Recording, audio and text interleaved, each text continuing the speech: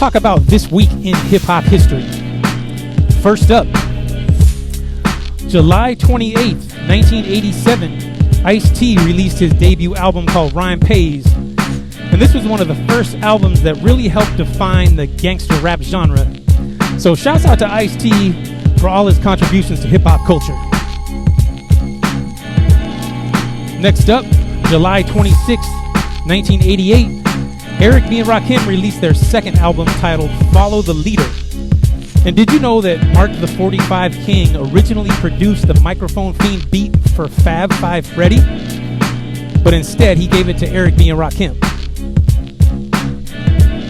Moving right along, August 1st, 1989, the D.o.C. released his classic debut album called No One Can Do It Better.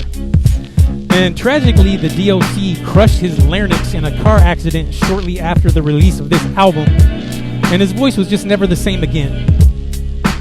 Which is kind of sad because I feel like the D.o.C. sort of had the potential to be like the West Coast version of Nas, for lack of better words. Anyway, don't get me wrong, D.o.C. had a very fruitful career behind the scenes within hip-hop, so shouts out to the D.o.C. Did you know the D.o.C. has a baby with Erykah Badu? As does Jay Electronica, as does Andre 3000. Moving right along, July 27th, 1993, Fat Joe released his debut album called Represent. And this album featured production by Lord Finesse, Diamond D, Showbiz, and the Beatnuts. What's your favorite song by Fat Joe? Drop a comment and let me know. Next up, July 26, 1994, the Lady of Rage released her first single called Afro Puffs.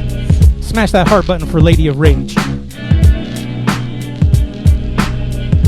July 30th, 1996, A Tribe Called Quest released their fourth album called Beats, Rhymes, and Life. Speaking of A Tribe Called Quest, I'm still eagerly awaiting that new posthumous Phife Dawg album that's supposed to drop this year. And last but not least, July 30th, 1996, Raekwon of the Wu-Tang Clan released his debut solo album called Only Built for Cuban Links. And when this album was released, they manufactured the cassette tape using a sort of like purple, translucent plastic. And ever since then, hip-hop heads have commonly just referred to this album as the Purple Tape. Shouts out to Raekwon. And that concludes this week in hip-hop history. Let's get back into some music.